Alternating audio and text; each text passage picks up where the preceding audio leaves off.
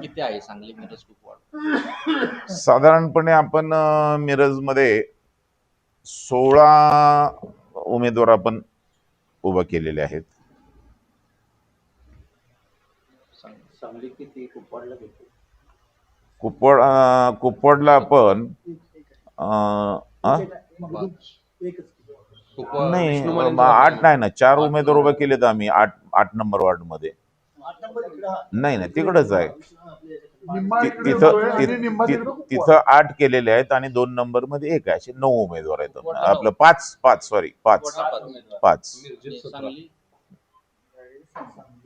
सांगलीत किती? 17 सांगलीत 15 नंबर, सांगली 9 का? 12 सांगली 9 15 सांगलीमध्ये तुम्हाला सांगतो मी 15 की एकच मिनिट. सांगलीमध्ये आम्ही सांगतो तुम्हाला 17 नंबर वार्ड पूर्ण 4च्या 4 निवड लढवतोय. 18 मध्ये 4च्या 4 लढवतोय.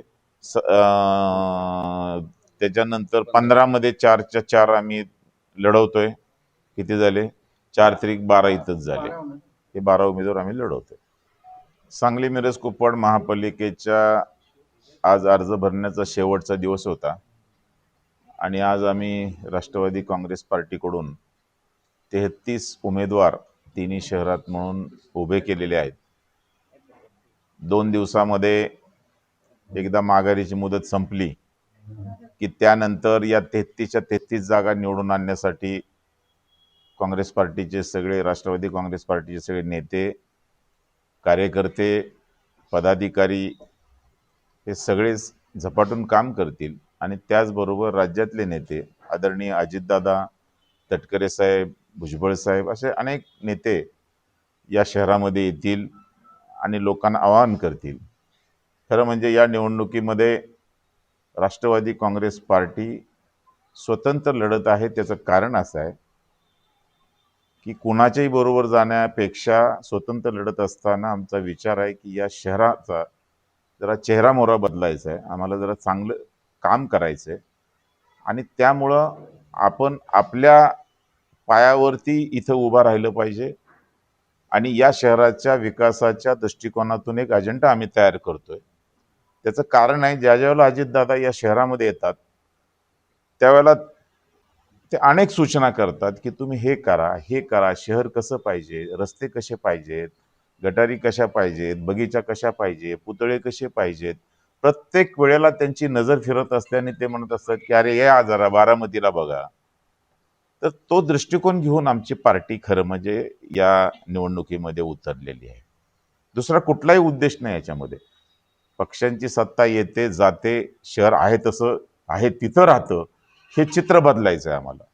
सगळ्यांनाच असं वाटावं की बाबा या पार्टीनं या शहरामध्ये काहीतरी चांगलं काम करून दाखवलंय आणि त्या दृष्टिकोनातून आमचा प्रयत्न असेल. 33च का असं काय आकडा? 33 बेरीज 33 झालेली आहे.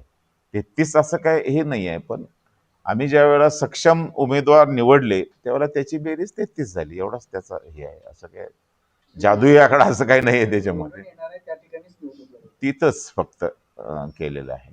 भारतीय जनता पार्टीतून काही उमेदवार आलेत का आपल्याकडे नाराज वगैरे असे? नाही आलेले. तर काय आम्ही आता बघतोय जरा कोण कोण एखाद दुसरा इकडे तिकडे झाला असेल, पण फारसं काही नाही आहे. आम्ही नाराजीच्या ह्याच्यावरती काही उमेदवार उभा केले नाहीत, आमचे स्वतःचे उमेदवार उभा केले. शिवसेनेने नाराजांवर मदार ठेवली आणि सगळे पतापत उमेदवार दिल्या. हा ठीक आहे, त्यांना पहिल्यांदा पाऊल ठेवलंय त्यांना ती गरज होती, आम्हाला काही गरज नव्हती. त्यामुळे आम्ही कुणाच्या मागं लागलो नाही. आम्हाला एवढ्या जागा द्या, तेवढ्या द्या, कुणाच्याच मागं लागलो नाही. ठामपणे उभा राहिलो आम्ही की आम्ही एवढे उभा करतो, लोकांना आवाहन करू, एवढे निवडून द्या आणि या शहरामध्ये चांगल्या पद्धतीनं आता भाजप या ठिकाणी लढतंय, उमेदवारी फायनल झालेली.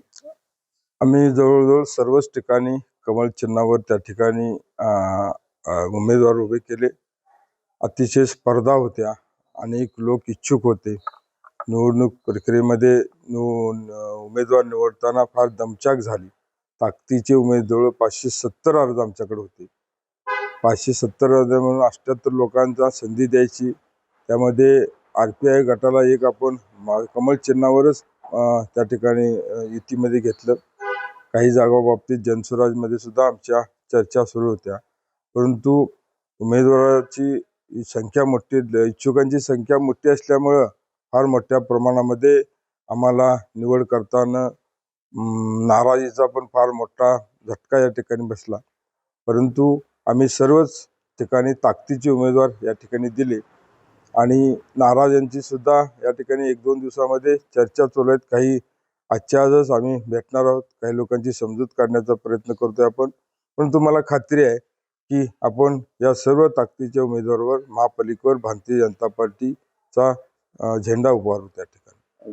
जे बंडखोर करणार आहेत तुमच्या पक्षातले लोक, त्यांची नाराजी दूर करण्यात तुम्हाला यश येईल असं वाटतं? 100% यश येईल, कारण भारतीय जनता पार्टीचे निष्ठावान कार्यकर्ते आहेत, मागणी करतात परंतु निर्णय मान्य करणारा हा पक्ष आहे. त्यामुळे मला नक्की खात्री आहे की आमचे सर्व कार्यकर्ते, सर्व इच्छुक उमेदवार 1-2 दिवसामध्ये प्रत्यक्ष कामामध्ये सहभागी होतील आणि अर्ज मागे घेतील. अर्ज मागे घेणार 100%.